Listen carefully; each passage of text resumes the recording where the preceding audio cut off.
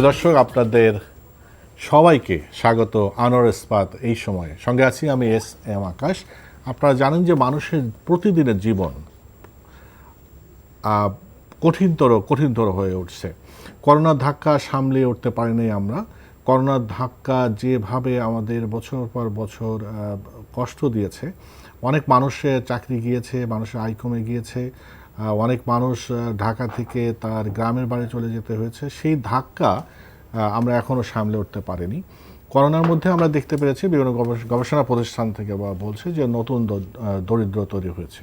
এরপরে আমরা দেখেছি যে বিভিন্ন সময় যে বাজার দর, নিত্যপণ্য জিনিসের দাম বেড়েছে এবং সেটা কোনোভাবেই নিয়ন্ত্রণ করা যায়নি। সে ধাক্কা একটা রয়েছে। এরপরে আমরা এখন দেখলাম যে পরিবহন যে ভাড়া বাড়লো, পরিবহনে যে ভাড়া বাড়লো মানে কি, এটা একটা নৈরাজ্যকর পরিস্থিতি তৈরি হয়েছে। এবং সবসময় আমরা দেখি যে আলটিমেটলি জনগণ ভোগান্তির শিকার হয়।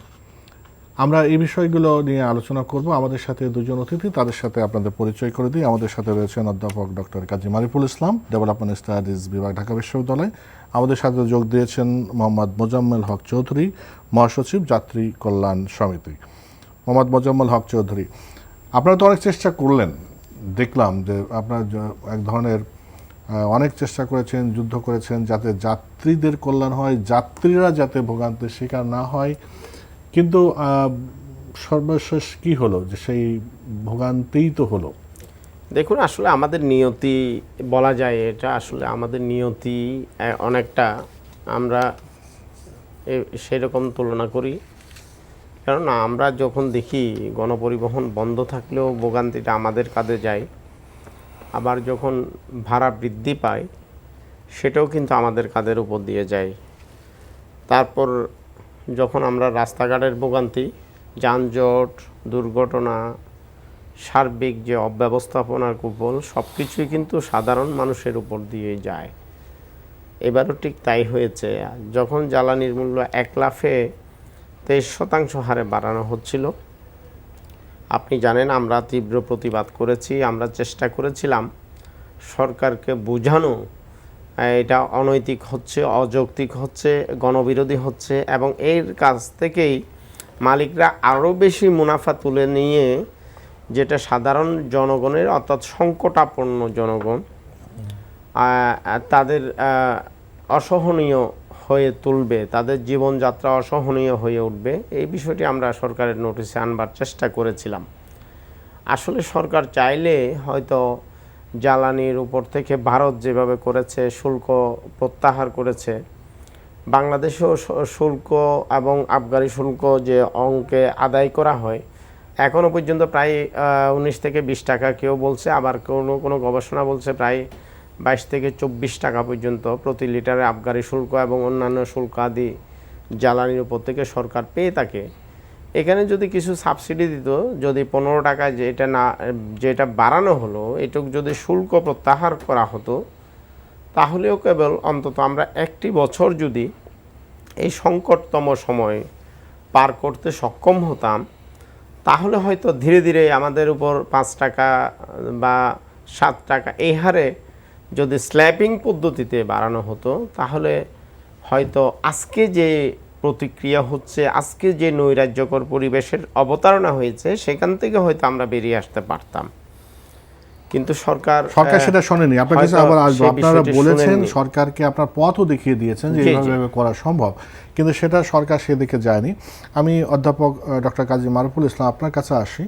যে এই যে ডিজেলের দাম বাড়ানো, এটা সাধারণভাবেই ডিজেলের দাম যখন বাড়ানো হয়, তখন তো এটা বিভিন্ন সেক্টরের উপর প্রভাব পড়ে, পরিবহনের প্রভাব পড়বে। পরিবহন যারা চালান, মালিক যারা, তারা তো চাইবেই যে দাম কিন্তু একটা নিয়মের মধ্যে থেকে তো সেটা করার কথা। কিন্তু আমরা সবসময় দেখি যে যাত্রীদেরকে জিম্মি করে এক ধরনের, সরকারকেও কেন জিম্মি হয়ে যায় আই ডোন্ট নো, এইটা করা হয়। কিন্তু সরকার জনগণের দিকে কতটা তাকায় বলে মনে হয়, যে এত সুযোগ থাকা সত্ত্বেও সেই ভাড়া বাড়ানোর দিকেই গেলেন।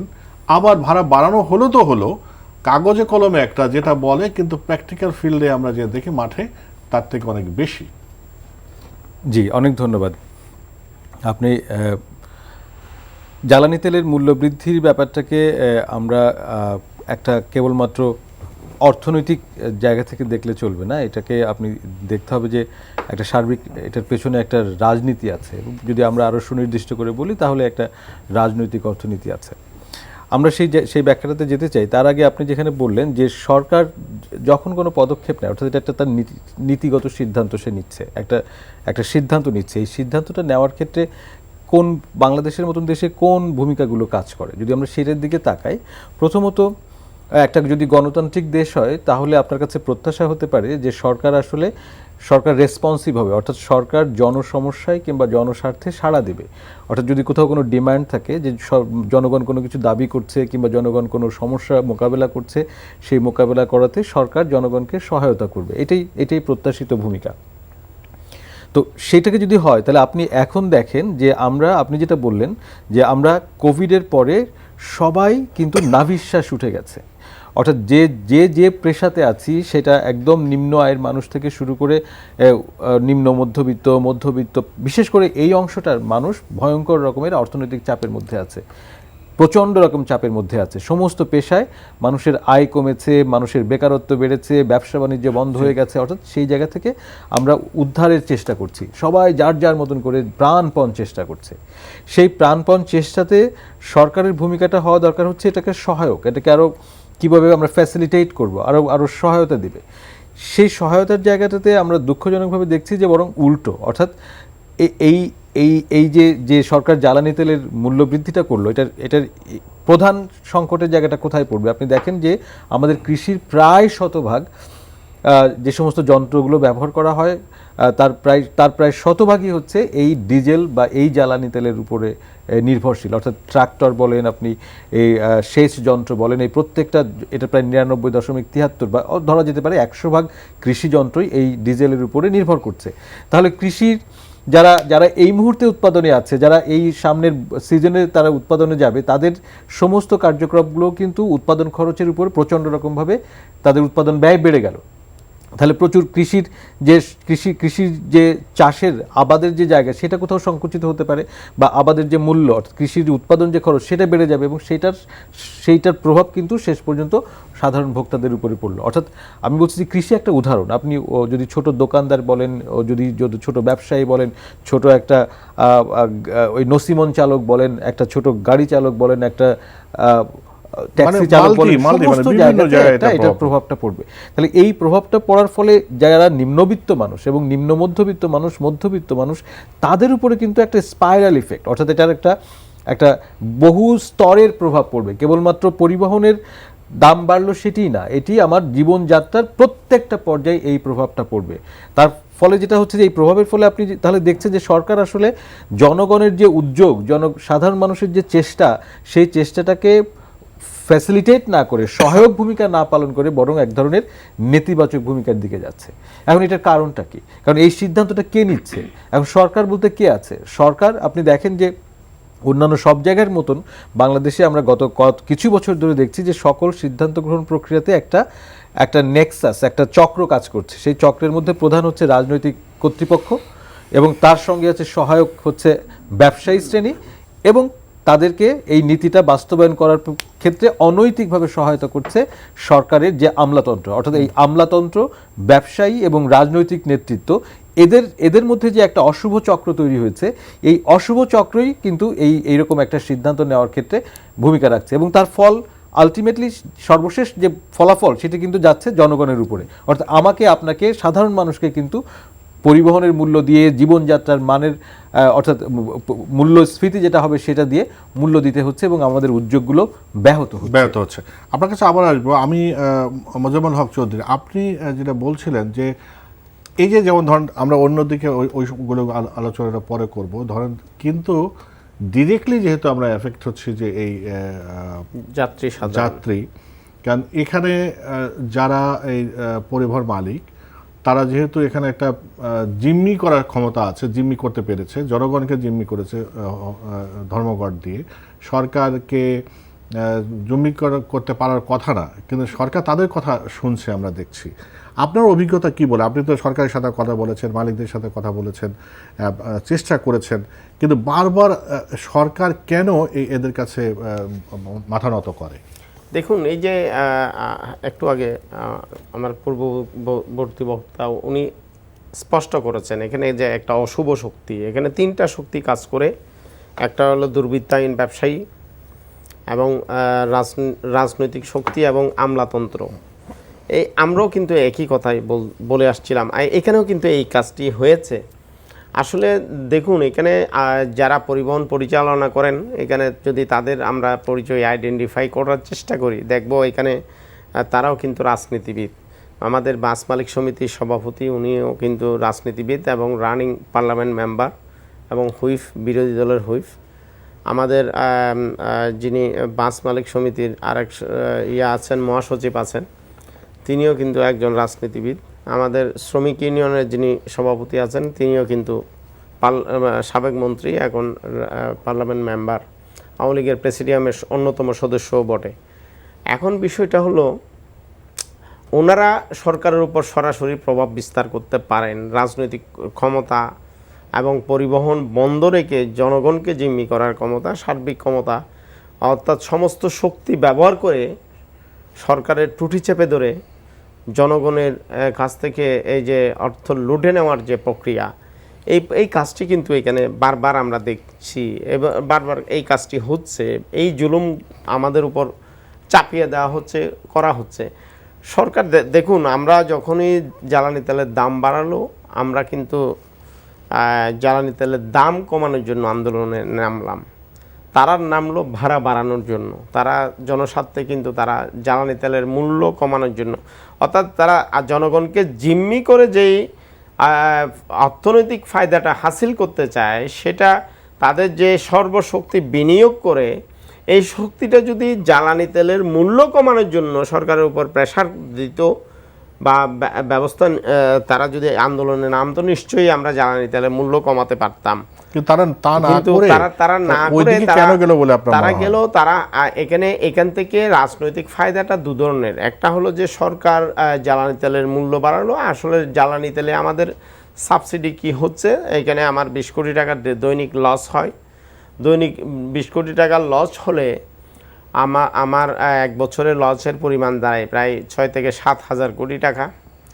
কিন্তু এখন দৈনিক প্রায় 500 কোটি টাকার বেশি, আমরা একটা আনুমানিক ধারণা করে দেখলাম, দৈনিক প্রায় 500 কোটি টাকার বেশি সাধারণ মানুষগুলোর পকেট থেকে নানা খাতে চলে যাবে। এই যে স্যার বললেন, আমাদের এখানে কৃষি সেক্টর, যাতায়াত সেক্টর, যোগাযোগ সেক্টর এবং অন্যান্য অপ্রাতিষ্ঠানিক যে সমস্ত সেক্টরগুলো, সবগুলো থেকে প্রায় 500 কোটি টাকার বেশি জনগণকেই দৈনিক এই 20 কোটি টাকার জ্বালানি তেলের মূল্য বৃদ্ধির কারণে আমাদেরকে মাসুল গুনতে হবে। এখন তারা ওইদিকে কেন গেল?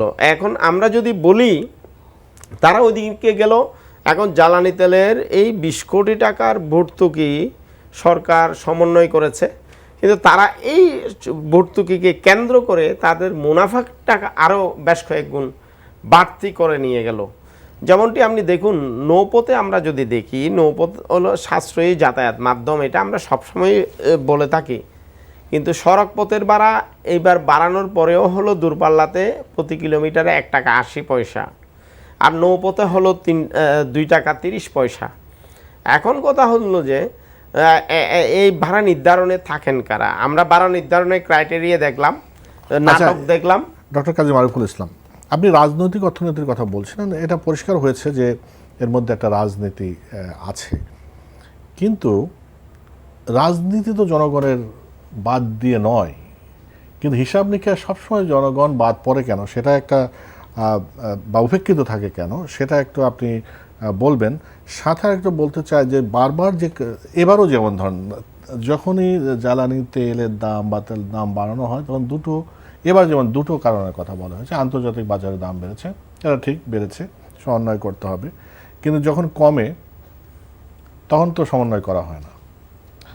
বা ভারতের উদাহরণ দেয়া হয়, কিন্তু ভারতে ভাড়া কতটুকু বাড়ানো হয় সেটা কিন্তু দেখে যাওয়া হয় না। এটা যদি একটু ব্যাখ্যা করেন যে আমরা আসলে কোন ঘেরাটোপে আসলে পড়লাম। আসলে সরকার ধরেন একটা যদি আমরা যদি একটা গণতান্ত্রিক সংস্কৃতির মধ্যে থাকি তাহলে সরকার একরকমভাবে আচরণ করবে, আর যদি সেটি না হয় তাহলে সরকার আর একরকমভাবে আচরণ করবে। আপনি দেখেন যে এই সিদ্ধান্তটা এটা একটা অপ্রিয় সিদ্ধান্ত, মানে একটা সরকারের জন্য এটা একটা কঠিন সিদ্ধান্ত যে কোনো সময়ের জন্য, কারণ তারা এটা নিশ্চিতভাবে জানে যে এটার একটা নেতিবাচক প্রভাব পড়বে সাধারণ মানুষের মধ্যে, ভোটারদের মধ্যে। তাহলে সিদ্ধান্তটা কখন নেওয়া হচ্ছে? যখন আসলে নির্বাচনটা খানিকটা দূরে আছে, মানে এই মুহূর্তে কাছাকাছি নেই। অর্থাৎ এইরকম কঠিন সিদ্ধান্তগুলো যেগুলো অজনপ্রিয় হওয়ার সম্ভাবনা থাকে, সরকার সাধারণত তার যে শাসনকাল থাকে তার মাঝামাঝি সময়গুলোতে এইরকম সিদ্ধান্ত নিয়ে থাকে, কারণ সে আশা করে যে বাকি সময় সে ম্যানেজ করতে পারবে। এখন প্রশ্ন হচ্ছে যে তাহলে জনগণকে ম্যানেজ করার প্রশ্ন, অর্থাৎ তার ভোটারদেরকে সন্তুষ্ট রাখার প্রশ্ন। সন্তুষ্ট রাখার প্রশ্নটা যুক্ত থাকে যদি দেশে একটা গণতান্ত্রিক বিধি ব্যবস্থা চালু থাকে, অর্থাৎ সরকার যদি জনগণের কাছে তার কার্যক্রমের জন্য দায়বদ্ধ থাকে বলে মনে করে, তাকে জবাবদিহি করতে হবে বলে সে মনে করে, তাহলে শেষ জনগণ কোন সিদ্ধান্তে পছন্দ করলো কিংবা অপছন্দ করলো, সন্তুষ্ট হলো কিংবা হলো না, সেই জায়গাটাতে সে কেয়ার করে। তো ফলে আমরা দুঃখজনকভাবে দেখছি যে সরকার শুধু এই সিদ্ধান্ত না, গত আরও অনেকগুলো সিদ্ধান্তের ক্ষেত্রে আমরা বলা যেতে পারে যে সরকার সাধারণ মানুষের পছন্দ অপছন্দটাকে তেমন গুরুত্ব দিচ্ছে না। এই কারণেই যে রাজনীতিটা হচ্ছে ওখানেই যে যে যে রাজনৈতিক অ্যালায়েন্স কিংবা যে কোয়ালিশনটা এই মুহূর্তে ক্ষমতার নিয়ন্ত্রণ করছে, ক্ষমতার কাঠামোগুলোকে নিয়ন্ত্রণ করছে, তাদের কাছে জনগণের মতামত এই মুহূর্তে খুব বেশি জরুরি না। তার কারণ তাদের জনগণের মতামত দ্বারা তারা ক্ষমতায় আসেনি এবং তারা মনেও করছে না যে জনগণের মতামত দ্বারা তাদের ক্ষমতার কোনো পরিবর্তন হওয়ার সম্ভাবনা আছে। ফলে জনগণের মতামত, তার ভালো থাকা না থাকা, তার সন্তুষ্ট অসন্তুষ্ট হওয়া এই মুহূর্তে তাদের কাছে কোনো প্রধান বিবেচনা। ফলে তারা যে কোনো রকমের সিদ্ধান্ত নিতে পারে। কালকে আপনি আর একটা একই রকমই খুব একটা অদ্ভুত সিদ্ধান্ত যদি নিয়ে নেয় তাহলেও খুব অবাক হওয়ার কোনো কারণ নেই, কারণ তাতে তাদের ভোটের রাজনীতিতে কোনো প্রভাব পড়বে না বলে তারা মনে করছে, কারণ ভোট বা এই জাতীয় প্রতিষ্ঠানগুলো ক্রমশ একদম প্রায় নিশ্চিহ্নের কাছাকাছি চলে গেছে। ফলে তাদের জন্য এটা তেমন কিছু পার্থক্য তৈরি করে না। দ্বিতীয়ত হচ্ছে যে আপনি আমাদের যারা সরকার যেই চালাক না কেন, সরকারের যারা নীতিগ্রহীতা তারা কারো কাছে দায়বদ্ধ কিনা, জবাবদিহি কিনা, যেটা ভারতের ক্ষেত্রে আছে। ভারতে কিন্তু এই গণতান্ত্রিক সংস্কৃতি এবং গণতান্ত্রিক প্রতিষ্ঠানগুলো চালু থাকার কারণে সরকার কিংবা রাজনৈতিক দলগুলোকে এরকম একটা অজনপ্রিয় সিদ্ধান্ত নেওয়াটা খুব দুরূহ হয়ে ওঠে। যেমন যদি এই সিদ্ধান্তটা যদি অন্য যে কোনো সময় হতো, তাহলে যে প্রবল রকম রাজনৈতিক দলগুলো যে রাজনৈতিক আন্দোলন তৈরি করার সক্ষমতা থাকা ভারতে আছে, যেটা আমাদের এখানে নেই, সেই বিরোধী দল এবং বিরোধী সংগঠনগুলোর তাদের মতামত দেওয়ার যে সক্ষমতা এবং যে পরিস্থিতি, এই দুটোরই অনুপস্থিতির কারণেও কিন্তু সরকার এক ধরনের বাড়তি সুযোগ পেয়ে যাচ্ছে যে সে তখন এই সিদ্ধান্তগুলো নিতে পারছে। এবং আরেকটা জায়গায় খেয়াল করা যে আমাদের এখানে এই জ্বালানি তেলের যে ভর্তুকি দেওয়া, এটা কিন্তু কোনো নতুন ঘটনা না। এটা এখনো পর্যন্ত সরকারকে ভর্তুকি দিতে হচ্ছে। ফলে ভর্তুকি সেই সরকার অবশ্যই চেষ্টা করবে ভর্তুকির জায়গাটাকে কমানোর, কিন্তু সেটার সময়টা কখন? এটা কি এই সময় যখন আমরা সবাই কোভিড থেকে বেরিয়ে আসার চেষ্টা করছি, যখন আমাদের সামনে কৃষির উৎপাদন সিজন আছে, যখন আমাদের মানুষগুলো প্রতিদিন এখনই মূল্যস্ফীতি প্রায় 8-এর কাছাকাছি আছে, তখন কি আমরা এই সিদ্ধান্তটা নেব? না সেই সিদ্ধান্তটা নেব নাকি আর একটু ধাপে ধাপে নেওয়ার যে সুযোগ ছিল সেই সিদ্ধান্ত নেব? অর্থাৎ ভর্তুকি কমাতে হবে, এটা ঠিক আছে, এটা কমাতে হবে, কিন্তু সেটা সহনশীল মাত্রায় নিতে হবে। রাষ্ট্রের দায় আছে জনগণ যখন দুর্বল অবস্থায় থাকে তখন তাকে ভর্তুকি দিয়ে সাহায্য করার। আপনি ভর্তুকি দিচ্ছেন গার্মেন্টস মালিকদের, আপনি ভর্তুকি দিচ্ছেন ব্যবসায়ীদের, তাহলে আপনি কেন এই ক্ষেত্রে ভর্তুকি দিয়ে জনগণকে আর একটু সহনশীল মাত্রায় আপনি নেবেন না? ফলে এটি যেটা বললেন বা যেটা আমরা সবাই বুঝতে পারছি যে ব্যবসায়ী, যে রাজনীতিবিদরা সংসদে কিংবা মন্ত্রিসভায় কিংবা দলের ক্ষমতাসীন দলের মধ্যে যারা সিদ্ধান্ত গ্রহণ করছেন তারাই ব্যবসায়ী, এবং তাদেরই পোষা আমলাতন্ত্র, তাদেরই পোষা রাজনৈতিক কর্তৃপক্ষের প্রশাসনিক যে সমস্ত প্রতিষ্ঠানগুলো আছে সেখানে রয়েছে পাবলিক সার্ভেন্টসরা, এবং এই তিনটি পক্ষের মধ্যে অর্থাৎ পরস্পরের সাথে স্বার্থটা দেখে, অর্থাৎ ওই মুনাফা দেখে কারোর ব্রাইব কিংবা করাপশনের জায়গাগুলোকে খুলে দিয়ে এই জাতীয় চক্রগুলো কাজ করছে। অনেক ধন্যবাদ মোহাম্মদ মোজাম্মেল হক চৌধুরী। আপনি বলছিলেন যে এই কারা এই সিদ্ধান্ত নেয় এবং কিভাবে এই নাটক বাস্তবায়িত হয়, মঞ্চস্থ হয়, সেটা একটু বলেন। দেখুন সেখানে আপনারা কি ভূমিকা রাখতে পারেন? দেখুন আসলে আমরা কি ভূমিকা রাখবো তার আগে প্রশ্ন হলো এই আওয়ামী লীগ বর্তমানে যারা ক্ষমতায় আছে তাদের চরিত্র আমরা দেখেছি। তারা যখন বিরোধী দলে থাকতেন, যখনই 1 টাকা বাস ভাড়া বাড়লে বা 5 টাকা 3 টাকা তেলের মূল্য বাড়লে, ডিজেলের মূল্য বাড়লে, তারা কিন্তু তাদের ছাত্র সংগঠন, তাদের মূল সংগঠন, এখন আজকে যারা মন্ত্রিসভায় আছে তাদের অনেককেই আমরা রাস্তায় নেমে যেতে দেখেছি, পুলিশের পিটুনি খেয়েছেন তারা, এটাও কিন্তু আমরা প্রত্যক্ষ করেছি। আর এই আওয়ামী লীগ যখন রাষ্ট্র ক্ষমতায়, তখন যখন জনগণের ভাড়া, বাসের ভাড়া 1 লাফে 23%, লঞ্চের ভাড়া 1 লাফে 35% বাড়বে, সেখানে তো বলছেন কাগজে, একজন প্রতিনিধি যাত্রীর কাঁধে এই ভাড়াটা চাপবে, তাদের তো কিছু বলার আছে। আপনি একটা লক্কর গাড়িতে যেখানে ছাড় পোকার জন্য সিটে বসা যায় না, ময়লা দুর্গন্ধযুক্ত একটা সিটে আমাকে বসতে দেন, যেখানে বাসগুলো সালতা উঠে গেছে বহু বছর আগেই, যে 20 বছরের পুরনো বাসগুলো উচ্ছেদের জন্য বারবার আপনারা সিদ্ধান্ত নেন, কিন্তু এগুলো উচ্ছেদ করতে পারেন না, আবার এগুলোকে নতুন গাড়ির মতো করে ব্যয় বিশ্লেষণ ধরে আপনি ভাড়া বাড়ান। এইরকম একটা অনৈতিক জায়গায় যেই যাত্রীদের জন্য ভাড়াটা নির্ধারণ করা হবে, সেই একজন প্রতিনিধি, আমরা একটু কথা বলতে চাই, আমরা এই অন্যায়গুলো আমরা ওই ভাড়া নির্ধারণের সবাই তুলে ধরতে চাই, সেই জায়গা পর্যন্ত একজন জনগণের প্রতিনিধিকে তারা রাখতে চায় না। আমরা কি নাটকটা দেখলাম, আমরা 7 তারিখে নাটকটা মঞ্চস্থ হতে দেখলাম। বিআরটিএতে প্রায় রুদ্ধদ্বার বৈঠক হয়েছে 7 ঘন্টা ব্যাপী, বিআইডব্লিউটিএতে রুদ্ধদ্বার বৈঠক হয়েছে প্রায় 4 ঘন্টা ব্যাপী। এখন জনস্বার্থে যেখানে ভাড়া নির্ধারণ হবে সেখানে রুদ্ধদ্বার বৈঠকের প্রয়োজন কেন? কেন এই রুদ্ধদ্বার বৈঠকে আসলে কি সমঝোতা হয় সেটাও তো যাত্রী জানতে চায়। এখন আমরা ওখান থেকে বেরিয়ে আপনি ধর্মঘট প্রত্যাহারের কথা বললেন এবং এত টাকা ভাড়া বাড়লো, এটা আপনি জানিয়ে দিলেন। এটা কি আসলে ন্যায্য হয়, গ্রহণযোগ্য হয়?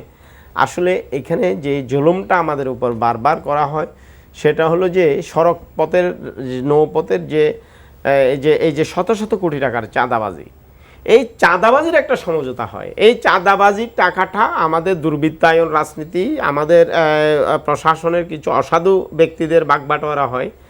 সেই কারণেই বারবার যাত্রীদের কাঁধে নানান খাতের অযৌক্তিক খরচগুলো ব্যয় বিশ্লেষণে এনেই কিন্তু যাত্রীর কাঁধে ভাড়ার বোঝাটা চাপিয়ে দেওয়া হয়। আচ্ছা, ভাড়ার বোঝা আপনি অন্যায়ভাবে চাপিয়ে দিলেন, তাও আমি মেনে নিলাম, কিন্তু আমি যখন বাসে উঠলাম তখন দেখি সরকার আমার বাসের ভাড়া করলো 2 টাকা 25 পয়সা। আশ্চর্যের কথা হলো, আমি এখানে উঠে দেখি আমার কাছ থেকে আমি 3 কিলোমিটার 5 কিলোমিটার যাব, আমার কাছ থেকে ভাড়া চাওয়া হয় 30 টাকা। আমি যেদিন ভাড়া নির্ধারণ হলো ওই দিনই আমরা এই সংবাদ সম্মেলনে আসব, প্রতিবাদে সংবাদ সম্মেলনে, আমার বাসা থেকে যখন বের হইলাম, যেই পথে 25 টাকা দিয়ে আসতাম ওই পথে আসলাম 45 টাকায়। আবার যাওয়ার সময় দেখি ওই পথেই হেল্পার আমার কাছ থেকে 40 টাকা নেয়। অর্থাৎ এক নৈরাজ্যকর একটা পরিস্থিতি। এটা শুধুমাত্র এই পথের নয়, সারা বাংলাদেশের সমস্ত পথের। এখন আপনি আশ্চর্য হবেন, আপনি ভাড়া বাড়ালেন কিন্তু ডিজেল চালিত, ডিজেলের এখন সিএনজি, অকটেন, পেট্রোল সমস্ত যানবাহনের ভাড়া অটোমেটিক বেড়ে গেল। আরও আশ্চর্যের বিষয় দেখেন, আপনি ভাড়া বাড়িয়ে একটা জনস্বার্থের প্রজ্ঞাপন করলেন, এই প্রজ্ঞাপনের মধ্যে আপনি লিখে দিলেন যে এই প্রজ্ঞাপনে অকটেন, পেট্রোল এবং সিএনজি চালিত যানবাহনের ভাড়া বাড়ানো যাবে না। সেই জন্য আপনাকে সাধুবাদ জানাই। কিন্তু এর পেছনে যদি একটি লাইন আপনি লাগাতেন যে কালকে থেকে বাসের সামনে সাটাতে হবে কোন গাড়ি ডিজেলে চলে, কোন গাড়ি সিএনজি গ্যাসে চলে, তাহলে আমি চিহ্নিত করতে পারতাম এবং আমরা একত্র হয়ে ওই ব্যাটারে ধরতে পারতাম। কিন্তু আপনি সেই সুযোগটা আমাদেরকে দিলেন না। আমাদেরকে এই যে হিংস্র মালিকদের মুখোমুখি করে দেওয়ার জন্য আপনি বিআরটিএর চেয়ারম্যান ঘোষণা দিল যাত্রীরা উঠে দেখবে কোন গাড়ি ডিজেলে চলে, কোন গাড়ি পেট্রোলে চলে। এটা কেমন একটা বেকুবের মতো কথা। আমি সম্মানিত এই যে চেয়ারম্যান মহোদয়ের কাছে প্রশ্ন রাখতে চাই, দেখুন আমাদেরকে বলা হচ্ছে আপনি উঠে দেখবেন আগে এটা ডিজেল চালিত নাকি সিএনজি চালিত। আসলে এই যে অদ্ভুত অদ্ভুত কথাগুলো, এই যে বডি ল্যাঙ্গুয়েজগুলো, এগুলো নৈরাজ্যকে আরো বেশি উস্কে দেয় বলে আমি মনে করি। জি, অনেক ধন্যবাদ ডক্টর কাজী মারুফুল ইসলাম। যে কথাগুলো শুনলেন এই তো বাস্তবতা। জি, কেন আমার মনে হয় যে আমি বারবার রিপিট করে ফেলতে পারি, আমি মাফ চাচ্ছি আমার সবার কাছে, যে সংকটটা আসলে যে গণতন্ত্রেরই সংকট, মূলত গণতন্ত্রেরই সংকট। আপনি দেখেন যে আমি ওনার কথা যদি বলি যে নীতি সিদ্ধান্ত যেখানে নেওয়া হচ্ছে সেই নীতি সিদ্ধান্তের মধ্যে কারা নিচ্ছে, সেই জায়গায় আমরা একটা স্বাভাবিক প্রক্রিয়া কি যে যারা যাত্রী তাদের কাছ থেকে একটা শুনানি হবে, যেটা আমরা দেখেছি গণশুনানির বন্দোবস্ত, যেটা ওনারা কয়েকবার করার চেষ্টা করেছেন, কিংবা জ্বালানি তেলের মূল্য বৃদ্ধির সময় আমরা দেখেছি যে এনার্জি রেগুলেটরি কমিশন তারা অনেক সময় আয়োজন করেন। সেইগুলো শেষ পর্যন্ত খুব কাজে দেয় না, শেষ পর্যন্ত ওই মালিক পক্ষ আর ওই আমলা এবং রাজনীতিবিদদের সিদ্ধান্তই হয়তো চাপিয়ে দেওয়া হয়, কিন্তু তারপরেও এই যাত্রীদের বা সাধারণ মানুষদের, ভোক্তাদের একটা কথা বলার জায়গা তৈরি হয়। তাহলে এই কথা বলার জায়গা, অর্থাৎ এটাকে আমরা বলছি জনগণের অংশগ্রহণ নীতি প্রণয়নের ক্ষেত্রে, এই জনগণের অংশগ্রহণের পর্যায়টা কিন্তু আমরা এই জায়গায় দেখিনি। আমরা কি দেখেছি যে এটা সংসদে আলোচিত হয়েছে? আমরা কি এটা দেখেছি যে মন্ত্রিসভা এবং আরও বিস্তৃত কোনো পরিসরে রাজনৈতিক দলের মধ্যে এটা কোথাও আলোচিত হয়েছে? আমাদের সাধারণ মানুষ বাদ, এটা কি রাজনৈতিক দলের কর্মীরা কি তাদের কোনো মতামত দিয়েছে? তারা কি কোথাও কোনো সিদ্ধান্ত গ্রহণে অংশ নিতে পেরেছে? দুঃখজনকভাবে হচ্ছে এই প্রক্রিয়াগুলো সম্পূর্ণ রকমভাবে অনুপস্থিত।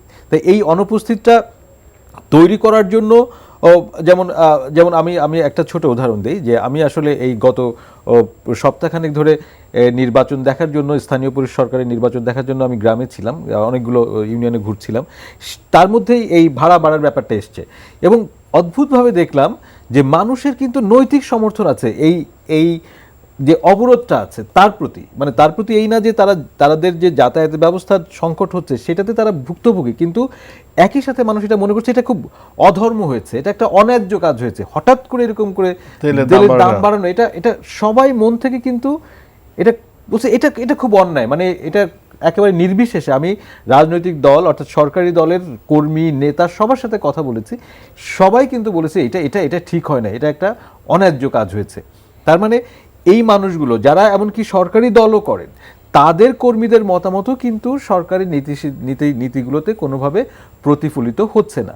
এই যে প্রতিফলিত হচ্ছে না, এটার কারণটা কি? আপনি দেখেন আমাদের মূল প্রতিষ্ঠান সংসদ থেকে একটা দাবি তুলবেন সংসদ সদস্যরা, সেটাই সরকারের মন্ত্রিসভা এবং নির্বাহী বিভাগ সেটাকে একটা ডিসিশনে রূপান্তর করবেন।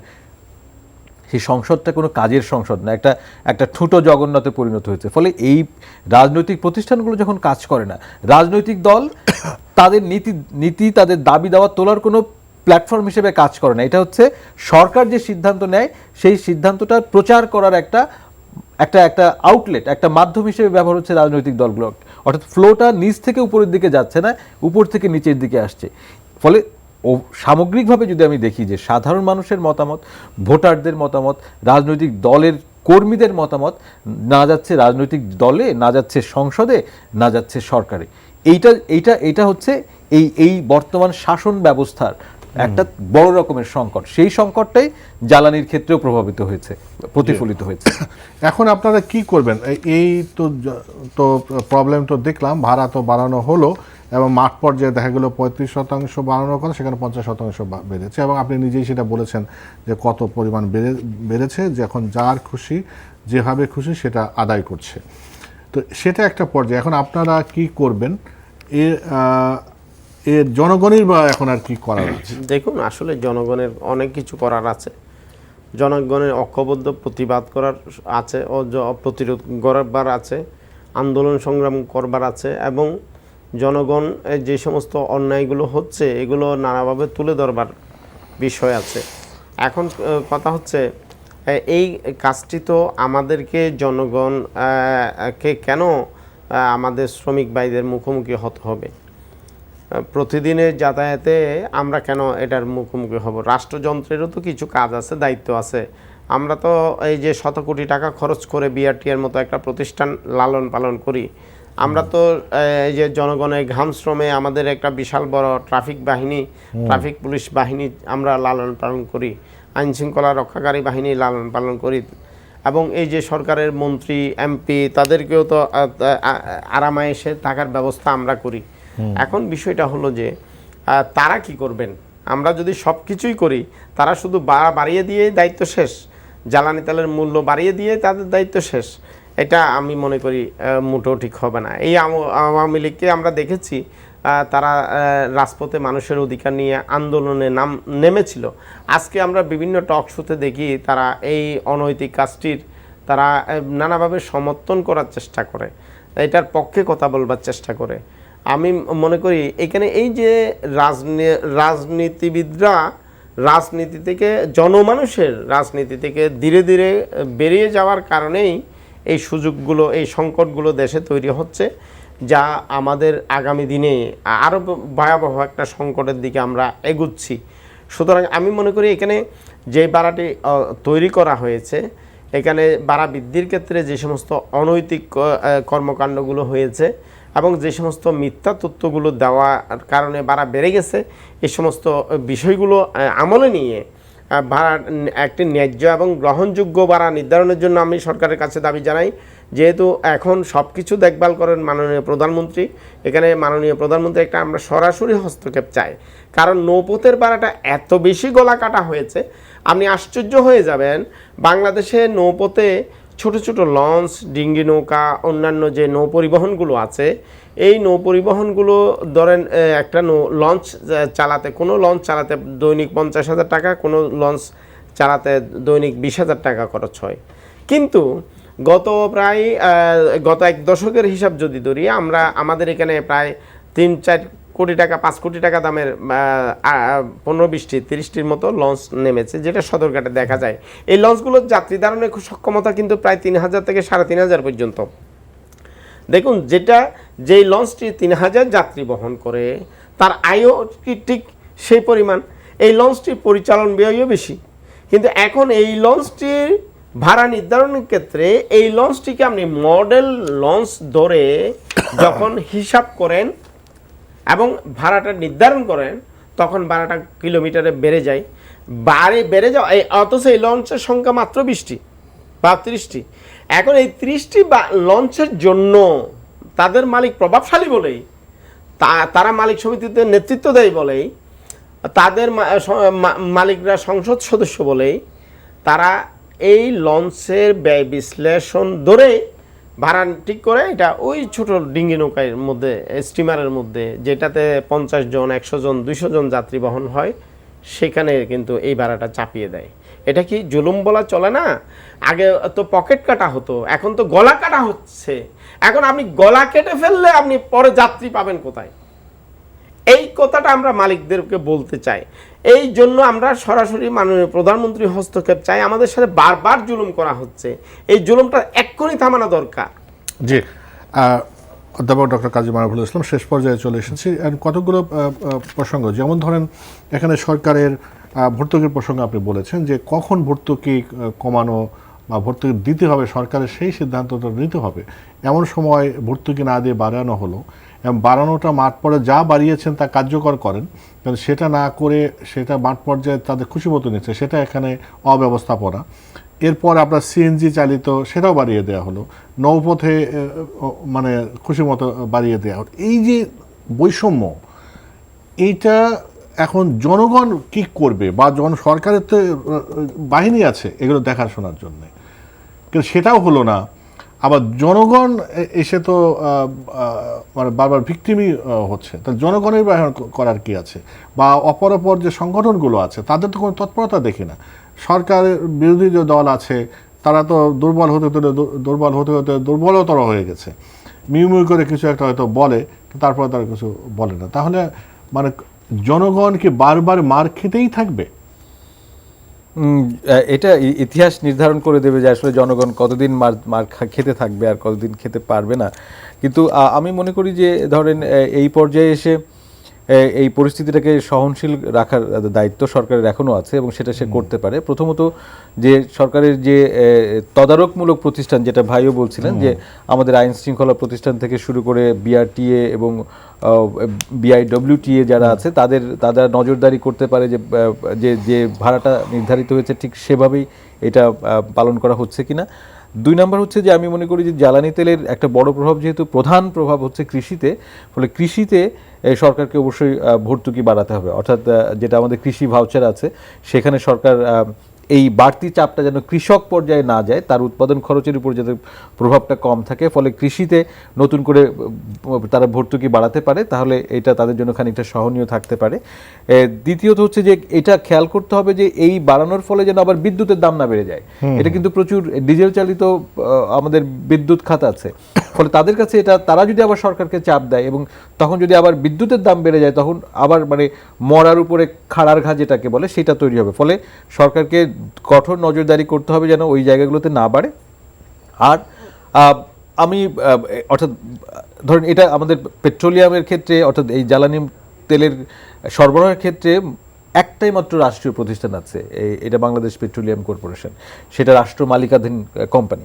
এখন এইটাতেও এই তার যে একচেটিয়া কারবার, সেই একচেটিয়া জায়গাতেও আমার কাছে মনে হয় যে এটা দীর্ঘদিন ধরে আমরা একচেটিয়া ব্যবসা দেখেছি, তার ফলে প্রচুর পরিমাণ দুর্নীতি এটার মধ্যে যুক্ত আছে এবং এটাতে প্রচুর সিস্টেম লস এবং যেটাকে অদক্ষতা তৈরি হয়েছে, সেটাকে যদি আপনি কিছুটা বাজার সমাধানের দিকে যেতে পারেন, অর্থাৎ এই জ্বালানি তেল আমদানির এবং সরবরাহের দায়িত্ব আমরা বেসরকারি খাতকে এখানে যুক্ত করতে পারি, তাহলে হয়তো খানিকটা চাপ কমলেও কমতে পারে। কিন্তু মূলত রাষ্ট্রকে দায়িত্বটা নিতে হবে এবং এই ভর্তুকির যে বন্টন, সেই বন্টনে তাকে পুনর্বিবেচনা করতে হবে এবং সেক্ষেত্রে চাপ তৈরি করা দরকার। সেই চাপ তৈরি করার ক্ষেত্রে আমার মনে হয় যেহেতু রাজনৈতিক দলগুলো এই মুহূর্তে খুবই অচল অবস্থায় দাঁড়িয়েছে, অর্থাৎ যারা সরকারের বাইরের যে সমস্ত রাজনৈতিক দলগুলো আছে, তারা এক ধরনের অথর্বতায় যুক্ত এখন।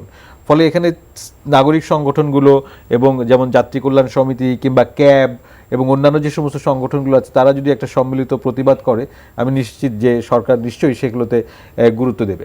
তবে একটা প্রাতিষ্ঠানিক পরিবর্তন করার ব্যাপারে আমি পরামর্শ দিতে চাই বা বলতে চাই যে এই জাতীয় জনস্বার্থের সাথে সরাসরি সংশ্লিষ্ট সকল সিদ্ধান্ত নেওয়ার আগে আমাদের গণশুনানির আয়োজন করতে হবে। সেটা সংসদ সদস্যদের নেতৃত্বে হতে পারে কিংবা সেটা ওরকম কোনো তৃতীয় পক্ষের নেতৃত্বে হতে পারে। সরকারকে রেখে, মালিক পক্ষকে রেখে, জনগণকে রেখে একটা গণশুনানি করা ছাড়া কোনো সিদ্ধান্ত নেওয়া যাবে না। এইরকম একটা চাপ যদি আমরা প্রয়োগ করতে পারি, তাহলে হয়তোবা খানিকটা সহনীয় জায়গাতে আমরা সকল পক্ষের স্বার্থের একটা আমরা সমন্বয়ের একটা সুযোগ তৈরি হতে পারে। জি, ডক্টর কাজী মানিকুল ইসলাম, আপনাকে অনেক ধন্যবাদ। মোহাম্মদ মোজাম্মেল হক চৌধুরী, আপনাকে অনেক ধন্যবাদ। প্রিয় দর্শক, এতক্ষণ আমাদের সঙ্গে থাকার জন্য আপনাদেরও ধন্যবাদ। যেটা বলেছিলেন ডক্টর কাজী মানিকুল ইসলাম, ইতিহাসই নির্ধারণ করে দেবে জনগণ এই ভোগান্তি চুপচাপ কতদিন মেনে নেবে। আমরা করোনার পর থেকে পর্যায়ক্রমে সেই বিভিন্ন দ্রব্যমূল্যের দাম থেকে আরম্ভ করে গ্যাস, বিদ্যুৎ একের পর এক দাম বাড়ছেই। তারপরেও যে এই নৈরাজ্য কতদিন চলবে, জনগণের অবশ্যই একটা সহ্যের সীমা আছে। সেই জিনিসটা আমার মনে হয় আমাদের কারো ভুলে গেলে চলবে না। আপনাদের সবার জন্য শুভকামনা।